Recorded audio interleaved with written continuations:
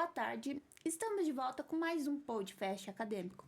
Eu me chamo Maria Letícia e hoje eu convidei a minha professora, ela é mestre em Direito, professora da casa, Amanda Spaller. Hoje iremos falar sobre direitos humanos nas favelas e periferias com uma abordagem constitucional. Mas eu vou deixar para ela se apresentar. Professora, por favor.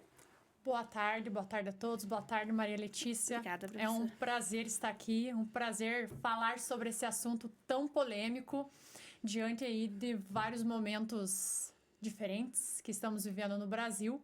Mas eu sou a professora Amanda, sou professora da FESP, sou professora de Direito Constitucional na FESP, sou advogada, sou professora há mais ou menos uns 6 anos, mais ou menos. Sempre pesquisei essa área dentro do direito constitucional, direitos humanos. Então, acho sempre, apesar de ter uma bagagem de conhecimento para falar sobre isso, sempre é um desafio falar de direitos humanos perante a sociedade que vivemos. Então, Maria Letícia, muito obrigada pelo convite. É uma honra poder estar aqui e falar sobre esse assunto. Imagina, professora, a honra é toda minha que você disponibilizou um tempo seu, que a gente sabe que advogar, dar aula, preparar aulas, ainda mais agora que a gente está chegando perto das semanas de provas, também tem isso.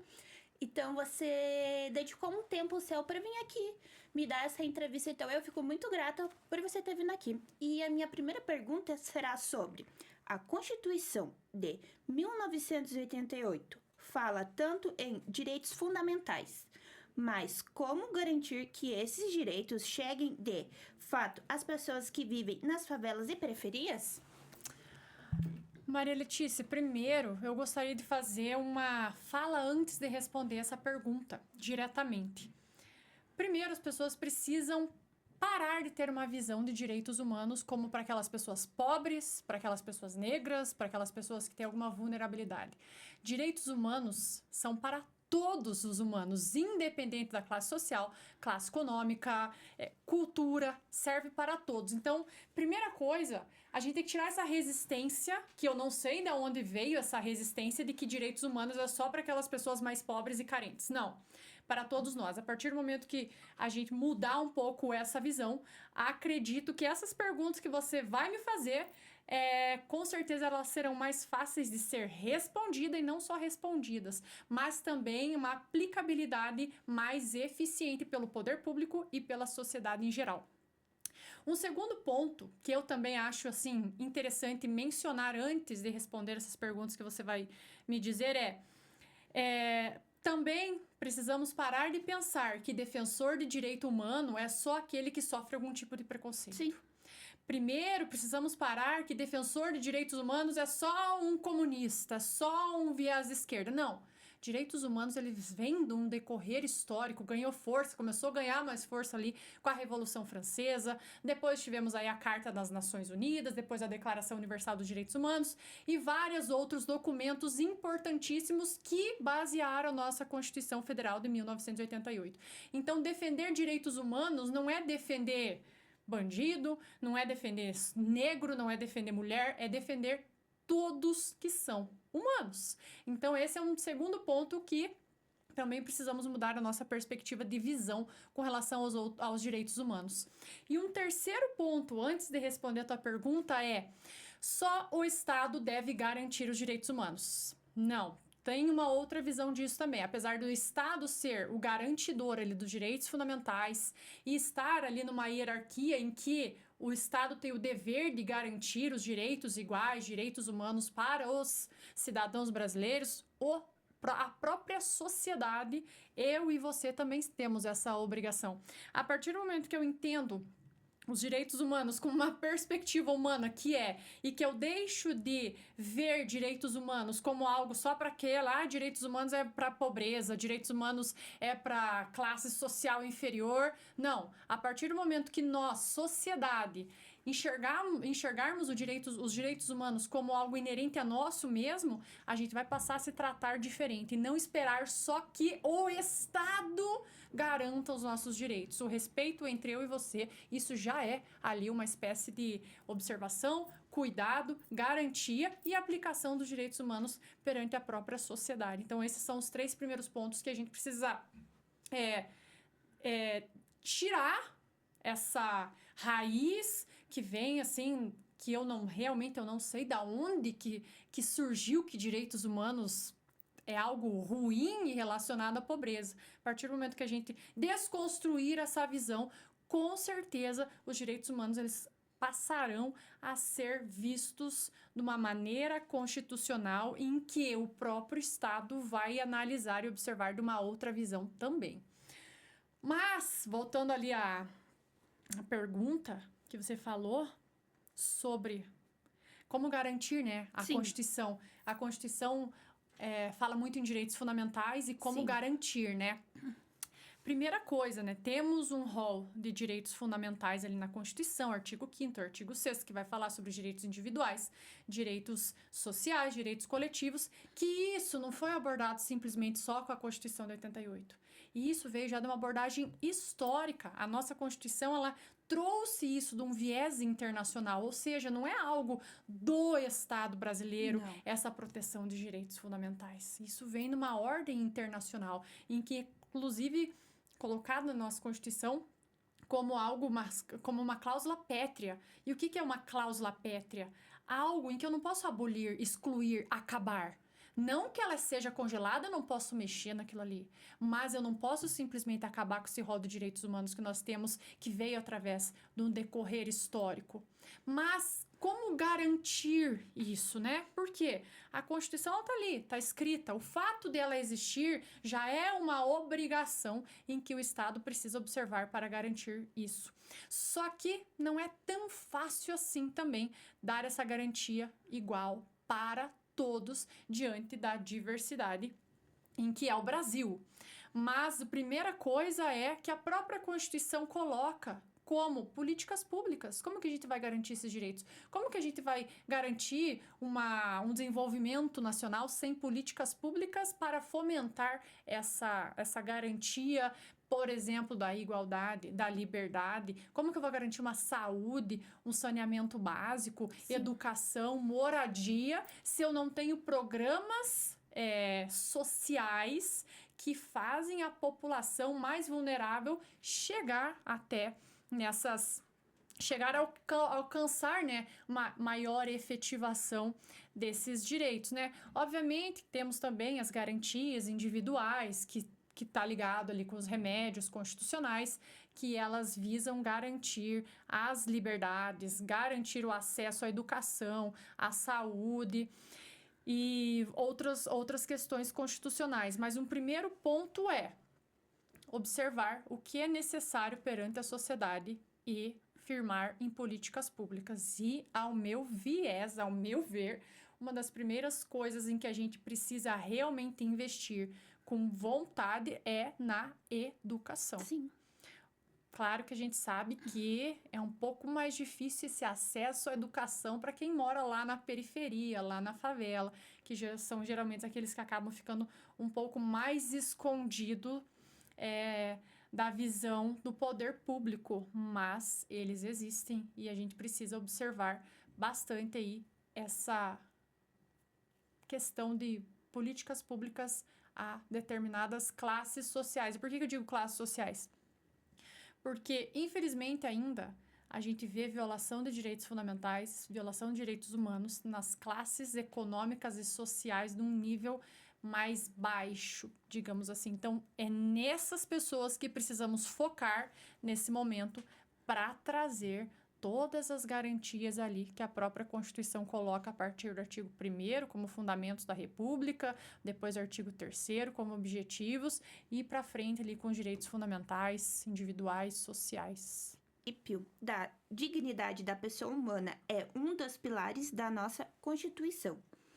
O que ele significa na prática para moradores de comunidades que convivem com carências básicas todos os dias? Olha, é uma pergunta aí bastante desafiadora, digamos assim, né? Porque, primeiro, o que é a dignidade humana? Eu gosto de debater essa questão sobre o que é a dignidade humana. Não tem um conceito exclusivo e concreto do que é a dignidade humana. É bastante relativo, mas ela também vem de um decorrer histórico. Mas a gente pode entender, num viés constitucional, a dignidade humana como o mínimo fundamental de uma vida, não vou nem dizer de uma vida digna, porque a gente volta no início ali, que fica algo sem realmente uma resposta concreta. Mas o mínimo em que eu possa sobreviver com as minhas necessidades básicas. Uma saúde, uma educação, uma alimentação e uma moradia. É o que eu vejo ali como os pilares da dignidade humana, né? E quando a gente vai aí para as periferias, por exemplo, a gente observa que esse princípio da dignidade humana é muito relativizado dentro dessa sociedade. Mas o que é que está acontecendo dentro dessa sociedade que essas pessoas acabam tendo a sua dignidade humana ainda mais reduzida do que aquela questão básica que a própria Constituição estabelece? É a falta de visão do poder público. Não sei se é uma falta de visão ou uma espécie, não vou enxergar nesse momento que está acontecendo, mas volto a dizer, não é só uma falta de visão do poder público, uma falta de visão da própria sociedade. Tem uma banda, se chama Planet Hemp, com o cantor era Marcelo D2, e ele fazia muito uma crítica com relação, porque no Rio de Janeiro, ele fazia crítica específica no Rio de Janeiro, porque é um dos locais do Brasil que tem aí um dos maiores números de favela, né? E ele fazia uma crítica, e ele mencionava que é muito fácil falar de coisas tão belas, de frente para o mar e de costa para a favela. Então, você mencionou que você nunca foi para o Rio de Janeiro. Se você vai ali para Copacabana, por exemplo, vai tirar uma foto do Copacabana Palace, é maravilhoso aquele lugar, é lindo. Então, quem está dentro do Copacabana Palace está olhando uma visão maravilhosa que é o Rio de Janeiro, e é bonito. Quem está olhando do mar para o Copacabana Palace, atrás vê a favela. Então, é fácil falar de coisas tão belas de frente pro mar, mas de costa para a favela. E quem é que vai lá naquela favela fazer o que precisa ser feito para tirar aquela população daquela marginalização? E não podemos dizer aqui que todas as pessoas que moram na favela são criminosos. Não, de forma alguma. De momento, de nenhuma possibilidade a gente pode falar. Não, existem pessoas ali que não escolheram viver naquela situação que estão vivendo. Então, existem pessoas ali, inclusive, que estão pagando impostos assim como nós pagamos. Sim. E por que a eles não chega um saneamento básico? Por que eles não chega uma saúde mais eficiente? Até imagina, vamos imaginar a seguinte hipótese. Tem uma mulher grávida, mora lá no topo do morro. Essa mulher está de madrugada sozinha em casa. E ela começa a sentir as dores do parto. Como é que essa mulher vai descer o morro até onde ela tem que chegar? Ela não vai conseguir. E fora que gravidez precisa ter um cuidado maior. Quanto com a mãe, quanto com o bebê. Dependendo de como que vai ser o parto é que vai decidir. Perfeito. E daí como essa mulher... Não, ela vai acabar tendo aquele filho ali mesmo, sem condições sanitárias suficientes para exercer aquela maternidade naquele momento, fazer aquele parto naquele momento, e aquela criança já vai nascer de uma forma precária. Você tá entendendo? Sim. Então, o que é dignidade humana para essas pessoas? Para mim, é uma coisa. Agora, se você for questionar elas, o que é dignidade humana para elas, muitas vezes elas só queriam ter uma água na torneira para beber uma água mais saudável. E a gente, o que a gente faz? A gente ignora muitos pontos, muitas vezes. Nós não queremos observar isso, nós não queremos auxiliar isso, nós não queremos nos colocar nessa situação, porque é uma situação nada confortável. Mas, se você for olhar para uma perspectiva constitucional, a igualdade para todos. A erradicação da pobreza é para todos. E aonde está a atuação do poder público nesses locais? Aonde está a atuação nossa da sociedade nesses locais? Tá esquisito? Então é meio contraditório falar em dignidade humana quando a gente volta para esse viés, essa perspectiva aí de favela, de comunidade. E eu tô falando de favela, tem muitas pessoas que podem entender, não chamamos mais de favela, não se fala assim esse nome, porque é a real do Brasil, isso é histórico. Não estamos colocando favela aqui como um nome, uma palavra pejorativa, não. Nós estamos colocando como a realidade, que inclusive dentro da favela tem muita cultura. Sim. Muita coisa do próprio Rio de Janeiro vem das favelas. É a cultura. Então a gente não pode fechar os olhos e e daí querer ser tão hipócrita, né? E falar, favela, nome. Não, é a favela mesmo. É de lá onde muitas pessoas vêm, é de lá onde muitas pessoas também têm força para sair dessa situação que estão colocadas, mas muitas delas também não têm nem perspectiva de saber quando vão sair daquilo ali um dia. Então, cadê a dignidade humana? Sim. O básico que é garantido aí para o cidadão brasileiro na perspectiva constitucional?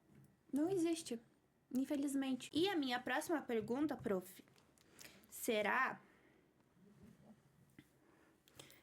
com um tema que fala sobre quando o Estado atua na segurança pública dentro das favelas, como equilibrar a necessidade de combater o crime sem desrespeitar os direitos humanos previstos na Constituição.